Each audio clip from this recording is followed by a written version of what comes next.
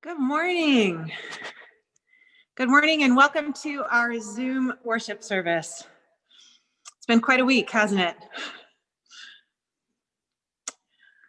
So you'll notice I am broadcasting not from my home office, but from the sanctuary.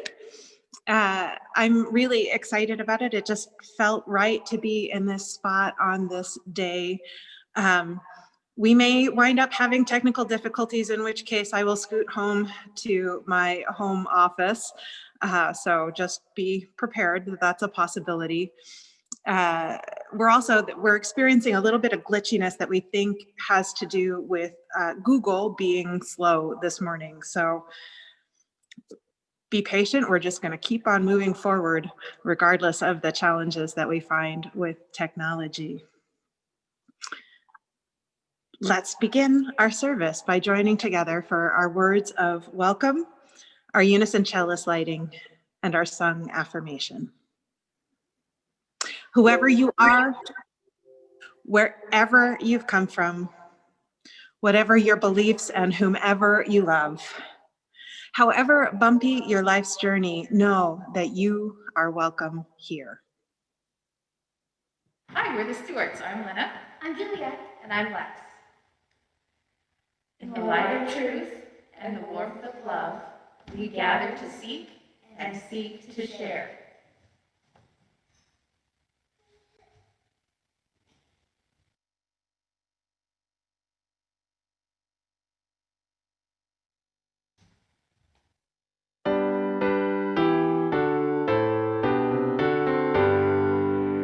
From all that dwell below the skies, let songs of hope and love arise. Let beauty, truth, and good be sung in every land by every tongue.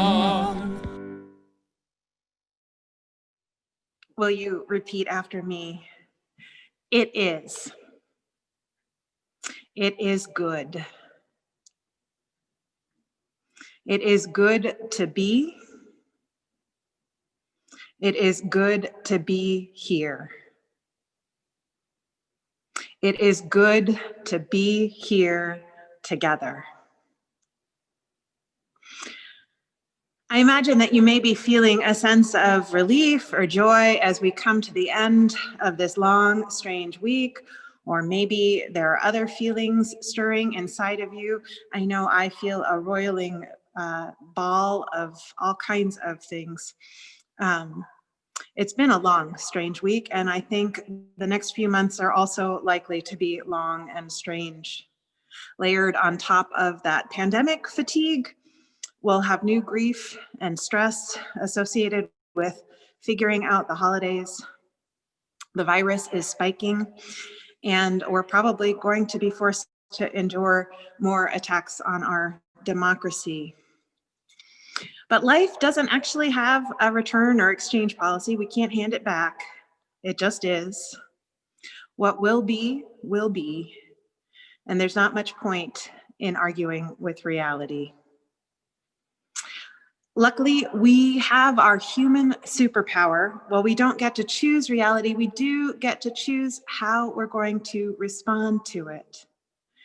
And it takes just a breath or two to come back to gratitude, to acceptance, to commitment. It takes just a breath or two to remember what matters. It takes just a breath or two to remember who I am, and more importantly, who we are. Just a breath or two, and I feel it, that sense of connection and community, solidarity and hope. It is good, it really is, to be here on this earth, on the Palouse, in these Zoom rooms, in these crazy times, together with all of you. There is no finer company. So let's join together today and sing the meditation on breathing.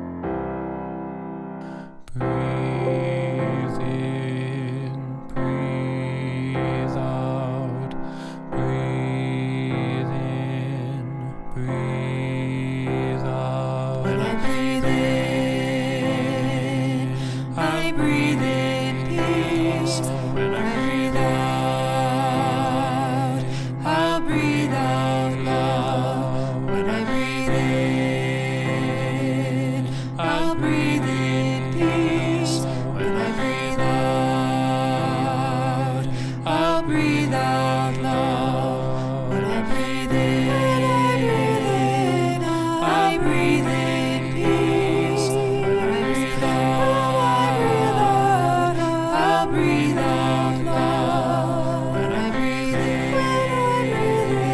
I'll breathe in peace. When I breathe out, I'll breathe out loud. When I breathe in, I breathe in peace. When I breathe out, I'll breathe out loud. When I breathe in, I'll breathe in peace. When I breathe out, I'll breathe out loud. Breathe in, breathe out. Breathe in, breathe out.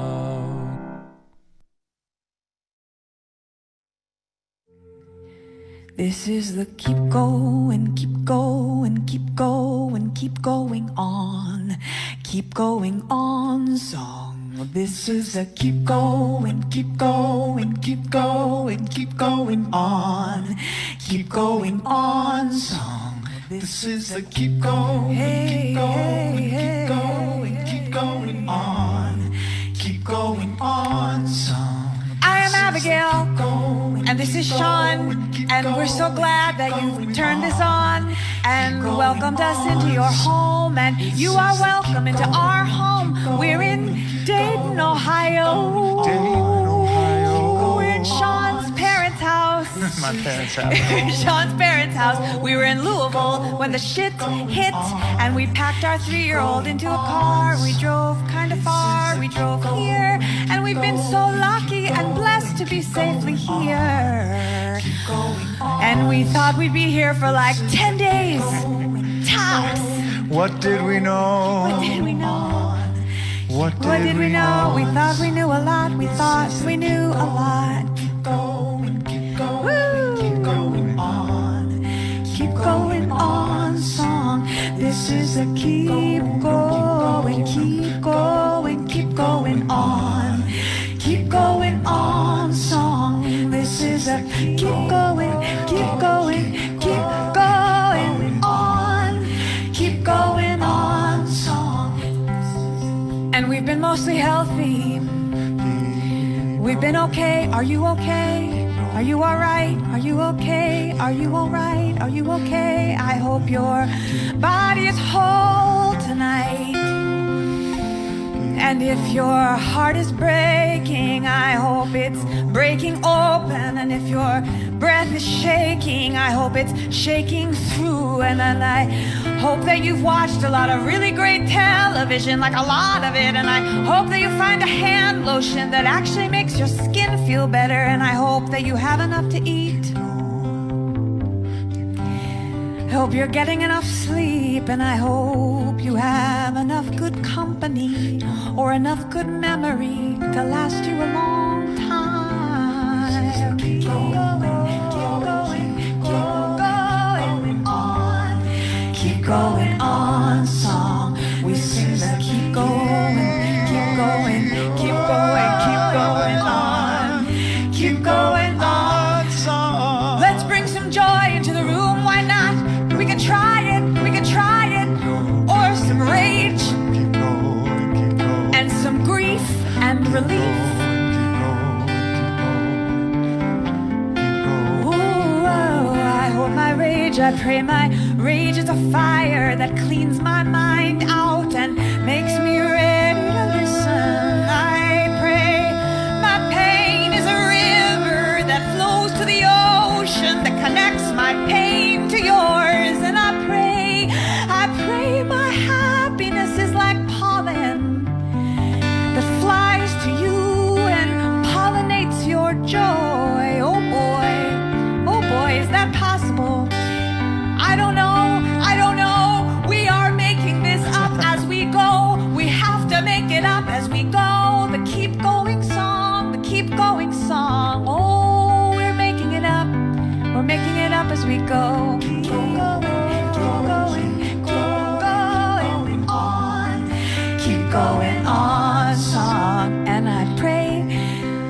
that when we meet again, that the world has changed into the world that we are imagining now together. And I pray that the world has become the world that we're planting inside of ourselves for each other and for our ancestors and for our kids. Ooh, and we're gonna start. This is a rough beginning. That's all I've got is a rough beginning to offer you. We're gonna start by singing some songs in this tiny space together. We're just gonna sing some songs for you, and we hope that when you hear them, you will feel a little bit less alone, and we will feel a little bit less alone in the work and in the hurt, and we will be together tonight somehow, whenever this is, wherever this is. We will be together tonight for the keep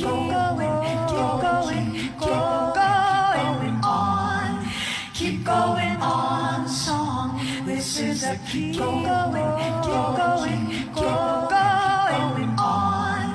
Keep going on song. This is a keep going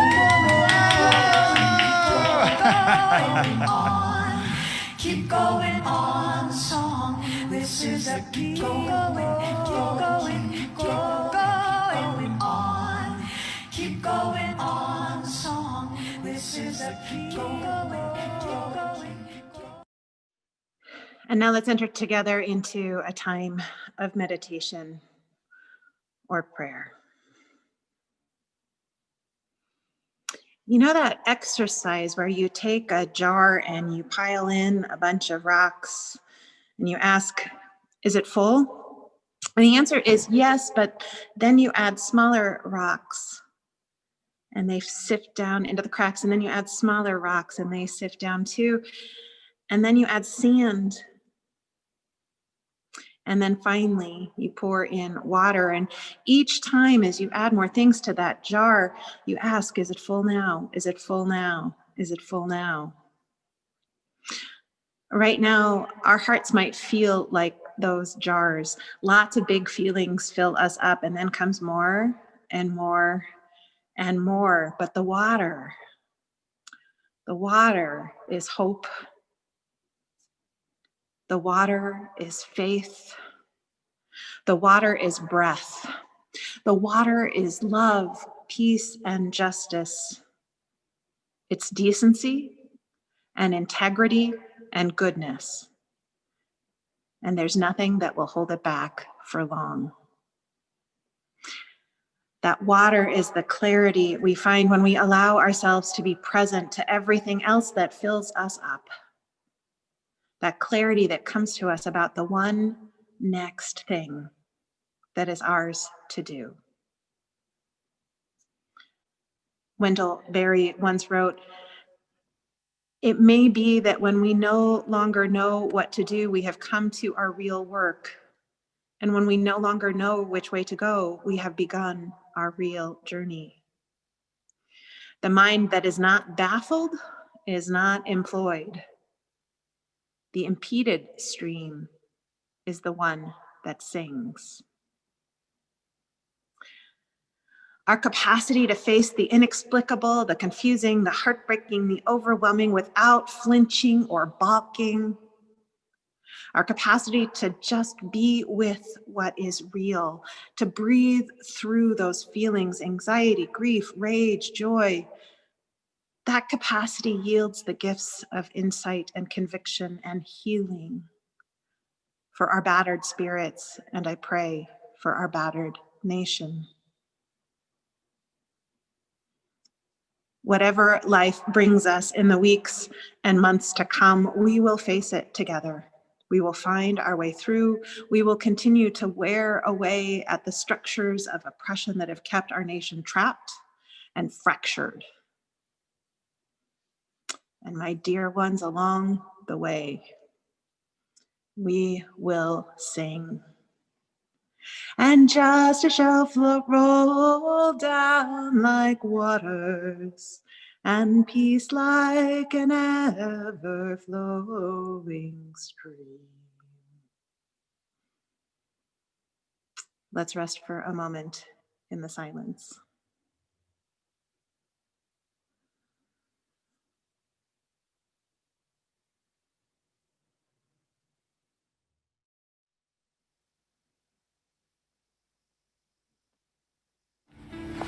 Now you put water into a cup, it becomes the cup. You put water into a bottle, it becomes the bottle. You put it in a teapot, it becomes the teapot.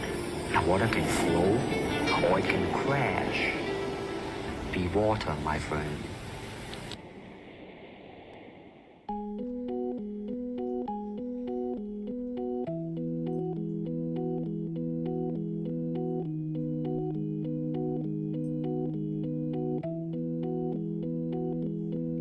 Be like water, my friend.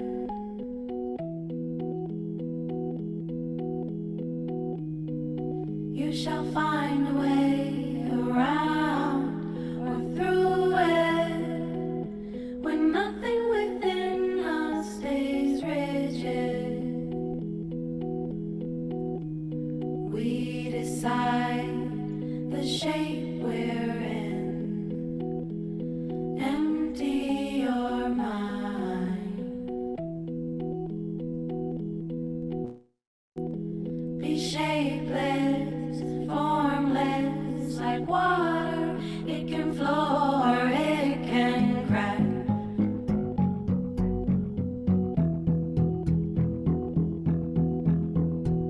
And we design the ways we give.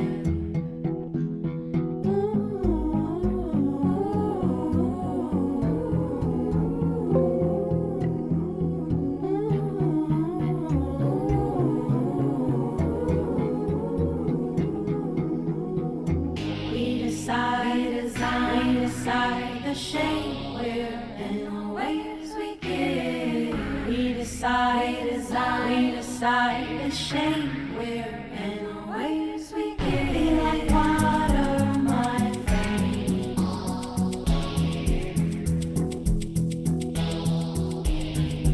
You shall find a way around or through it when nothing within us stays rigid. We decide the shape we're in.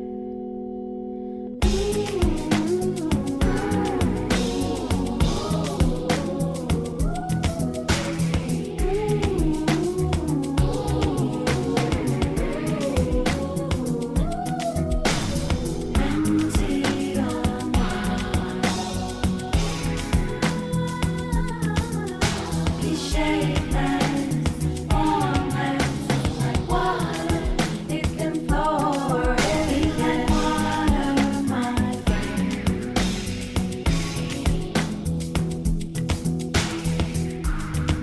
You shall find a way around or through it when nothing within us stays rigid. We decide the shape we're in, ways we give.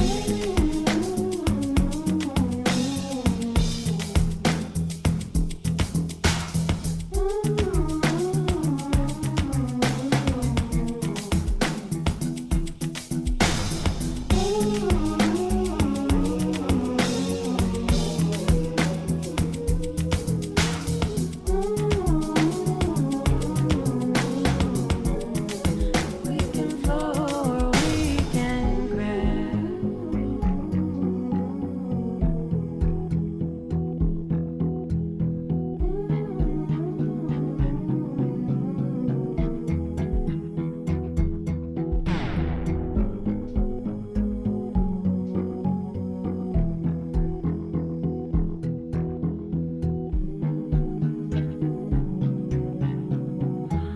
You cannot have it on a regular basis.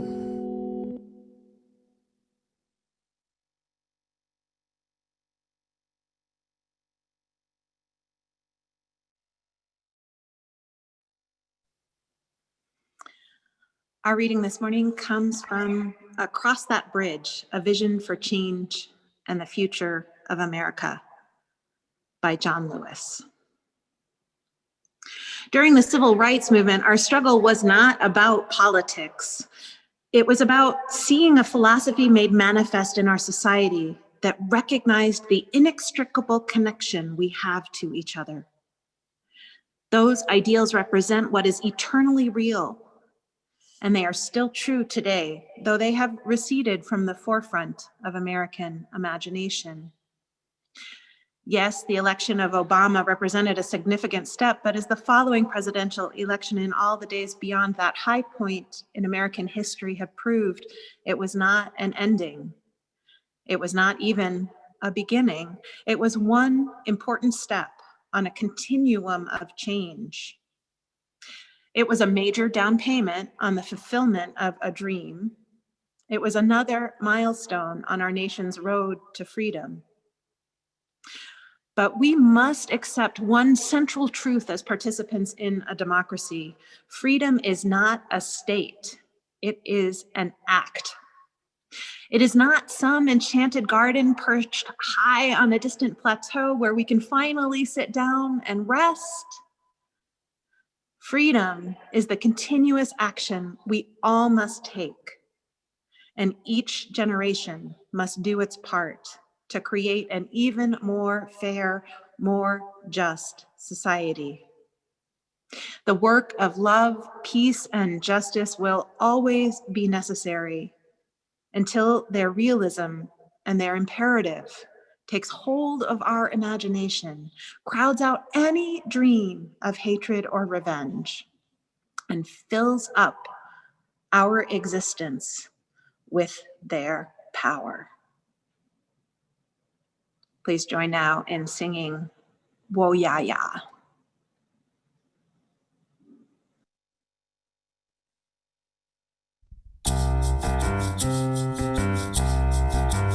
We are going, heaven knows where we are going, but we know within, and we will get there. Heaven knows how we will get there, but we know we will. It will be hard, we know, and the road will be muddy and rough, but we'll get there. Heaven knows how we will get there, but we know we will. Oh yeah, yeah. Oh yeah, yeah. Oh yeah, yeah. Oh yeah, yeah. We are going.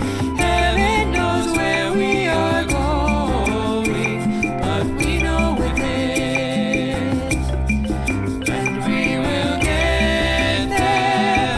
Heaven knows how we will get there, but we know we will. Oh yeah, yeah. Oh yeah, yeah. Oh yeah, yeah. Oh yeah, yeah. Oh yeah, yeah. Oh yeah, yeah. Oh yeah, yeah. Oh yeah, yeah. Oh yeah, yeah.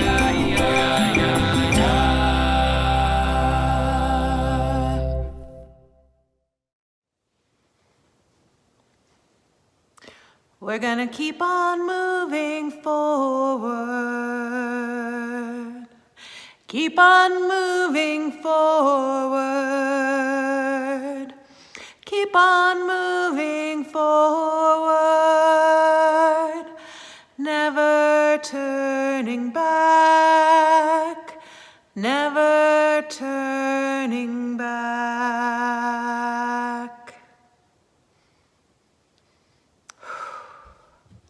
What a week it's been. What a week. You know, in spite of the fact that I actually knew better, I let myself hope. I let myself hope that the results on Tuesday would be clear and overwhelming, that there would be a peaceful transfer of power and everything was going to be all right. And of course, those hopes were shattered on election night with those razor-thin margins and the president's remarks in the East Room, which made it clear that he would not only cheat to win, but wanted his followers to resort to violence and protest to subvert our democratic process. So then there were the days of obsessively checking the vote counts, going on with my life, doing other things, going for walks, spending time with my family, but then sneaking peeks at my phone, update. It's amazing that I don't have a blister on the tip of my finger at this point. And then, of course, Saturday, relief. I can finally exhale. The race is called. Joy bubbles up. And the acceptance speeches that I don't really have words to express what it was like as a woman to watch Kamala, I was right the first time. What it was like to watch Kamala Harris walk on stage in that white suit, the way every cell in my body just heaved a sigh of relief and joy and recognition and yes. I have to be honest with you though. There's this slight sense of unease lingering in the pit of my stomach. I don't think we're off the roller coaster yet. While I have a lot of confidence that the Bidens will be moving into the White House on January 21st, there's 2 months between now and then. And it's anyone's guess what kind of bizarre antics we're going to be subjected to in between now and then. Meanwhile, I'm so very aware that the coronavirus is spiking locally, that we're out of beds in our hospitals. And we're heading into the holidays. We're going to have to reimagine and be creative to reproduce or find ways to meet our needs. But so many cherished traditions just won't be possible that there's no avoiding the fact that there will be some grief and loss and pain mixed up in there. I'm getting increasingly worried about the people who live alone. I was talking with someone yesterday who said nobody had touched him since February. That's too long to go without being touched. We're not meant to go that long without being touched. It broke my heart. I think we need to start talking about ways of podding up responsibly. I think over the holidays it's going to hit home in a whole new way that we are months, if not years, away from a vaccine. It's going to take a long time. And when that hits home, that's going to be hard too. So it feels like a lot. And sadly, much as I might wish otherwise, I'm not actually in charge of any of it. I have no control, which frustrates me. But here's what I know. I have felt like this before, and not just in the last 4 years. I have felt confused and anxious and uncertain, overwhelmed, powerless. I have felt unsure of what's going to be asked of me, what's going to be asked of us. I've had this feeling of being simultaneously desperate to do something and completely unsure what I can do that might be helpful. So what I've learned in those other times that I have felt this way is that it's uncomfortable, but it's not going to kill me. The other thing I've learned is that I can't go over it, I can't go around it, I can't go under it. Just like on the bear hunt, I've got to go through it. What that looks like is feeling all the feelings, being present to all of the complicated things, the hard stuff, the discouraging stuff, the heartbreak, and the joy and the relief. It looks like breathing in that place of being present to all of the different feelings and waiting for a little tiny space to open up, for it to come clear that this is the one small step that's mine to take. And it looks like taking that step. And then getting stuck again in that feeling of overwhelm and powerlessness and uncertainty and not knowing what to do, and breathing. Space opens, I take the step over and over and over again until eventually I find myself on the other side. When I was 14 years old, I worked washing dishes in a Girl Scout camp kitchen. And when I'm in this place of needing to kind of rinse and repeat, I often go back to something very important I learned that summer that I was 14. So we would have a meal and there'd be hundreds of kids, and if there was soup and then a dinner and then dessert, there'd just be these mountains of dishes. And I would feel overwhelmed and exhausted and like I didn't want to deal with it, but it was my job. And what I learned over the course of that summer is if I just washed one dish at a time, eventually the mountain vanished and the dishes were all clean and put away. So that's the strategy that'll get us through the next couple of months. One dish at a time, one breath at a time, one small choice at a time. We're going to get through this, and we're going to get through it together.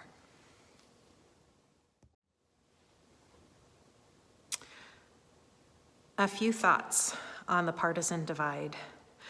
And yes, I'm going to go there already. Right now, everyone in our entire nation is horrified that so many people voted for the other guy. This election was framed as the battle for the soul of America, and we all bought into it, or most of us bought into it. And what we forgot is that the fault line that caused this chasm isn't political, it's values-based. The fault line is racism, misogyny, and homophobia. Now, Unitarian Universalism, our faith clearly requires us to lend ourselves to the struggle to deconstruct systemic oppression and racism.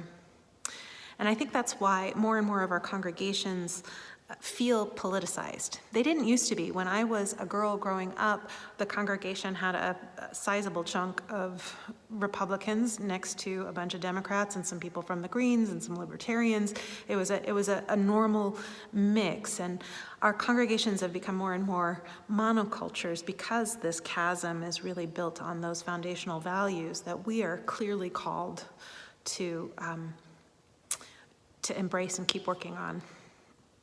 So there's also this rural-urban component, which I think is especially relevant in the context that we live in here on the Palouse. Now, I want to be very clear. It is not okay to be racist, misogynistic, homophobic, xenophobic, period, full stop. As Carrie McDonald puts it, we don't need to heal divisions for the sake of unity. We need to heal injustice for the sake of humanity. But here's the part that may be a little harder to hear. It is not okay to be racist, misogynistic, homophobic, or xenophobic, but it's also not okay to be arrogant. It's not okay to use shame to try to bully people into voting a particular way. We like to think that we are rational beings who occasionally have fits of intense emotion. Sadly, for those of us who are rational beings who trust science, the science clearly demonstrates that this is not true. What we are is emotional beings who are really good at rationalization, and who occasionally, if we work really hard at it, can regulate our emotions well enough to make those tiny movements forward that I was talking about earlier. If we're going to heal the partisan divide, we need to start acting like emotional beings who are in relationship with other emotional beings.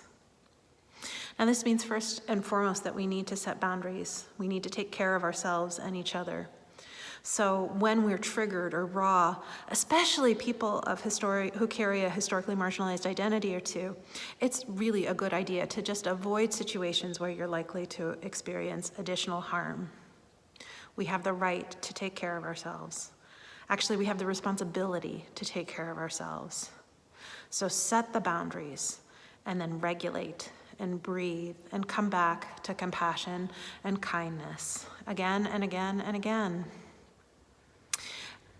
As we have capacity, though, I think we're called to use what privilege we have both to defend and support and fight for people who have been harmed and to respond to and build relationships with people on the other side of that chasm. Now, I'm not talking about the people on the fringes, the people who've drunk the Kool-Aid, the people who aren't going to listen. Time spent arguing with extremists of any stripe or color is, in my opinion, time completely wasted. But I believe that there's actually a rich and diverse ecosystem in between extremes.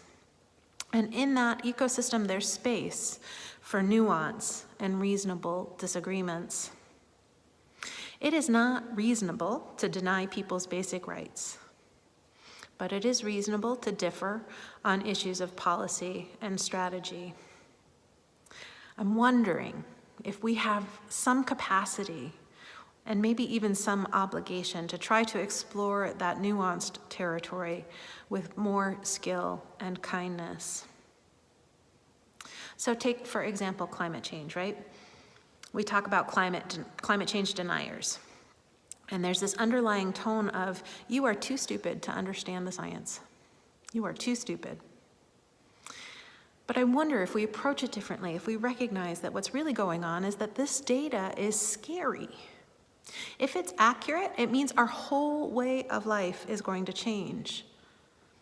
So people are afraid. I'm afraid too. There's no shame in being afraid. I get it. We all get it. We've all been there.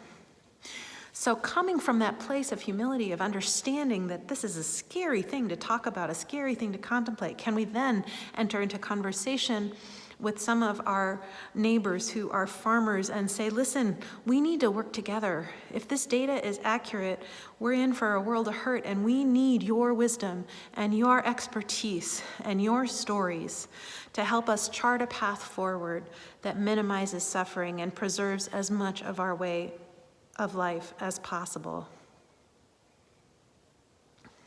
Or let's think for a minute about racism, misogyny, homophobia, xenophobia. We need to have more compassion and patience for people who aren't as far along on their journey. These are not racism, misogyny, homophobia, xenophobia. These aren't the exclusive domain of a particular political party. Rather, they're the air we breathe, the water we swim in. And the fact is, we all know what it is like to be willfully blind, because we have been, and to some extent, continue to be willfully blind ourselves. I know that I had to struggle with internalized homophobia in college. I know that for years I was in denial around climate change. You know, I didn't doubt the science so much as I said, oh, environmentalism, that's just not my thing. And as recently as March, these words came out of my mouth. Oh, this virus, it's not that big a deal. It looks like it's just a little worse than the flu. Recovery from this willful blindness is not easy work. I've been called out multiple times by people who are further along in their work to become anti-racist, and so I know it doesn't feel good. That shame response is almost overwhelming. It's taken practice to learn how to breathe through it and respond with gratitude and curiosity, which is what the journey out of willful blindness requires of us. So just imagine if, rather than being surrounded by a loving and supportive community committed to doing that same work, willing to be patient, willing to hold your feet to the fire, imagine you were surrounded by people who made fun of you for even trying, who told you you were weak for being compassionate, who told you everything's fine and that those folks describing harm are just whiners. Of course people are going to shut down. Of course they're going to choose that darkness of willful blindness. So in a situation where we witness someone saying or doing something racist, we can't let it pass. But assuming they're not being deliberately cruel and oppressive, what we can do is remember that feeling of being called out. And then we can speak from genuine compassion. We can build the skill of interrupting more gracefully. So I imagine saying something like, I know you are a really good person, and you care about other people.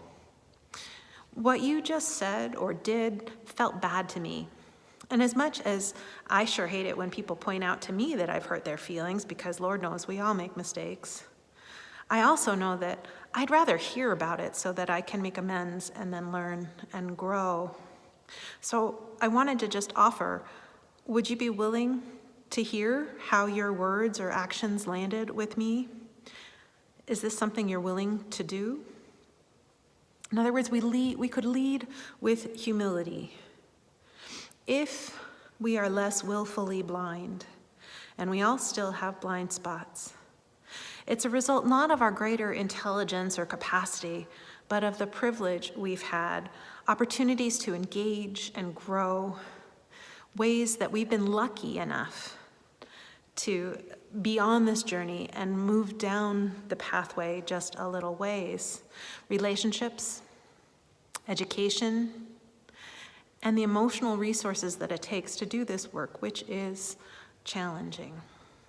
Of course, not as challenging as it is to live oppressed, but still. We are not a divided nation between red and blue.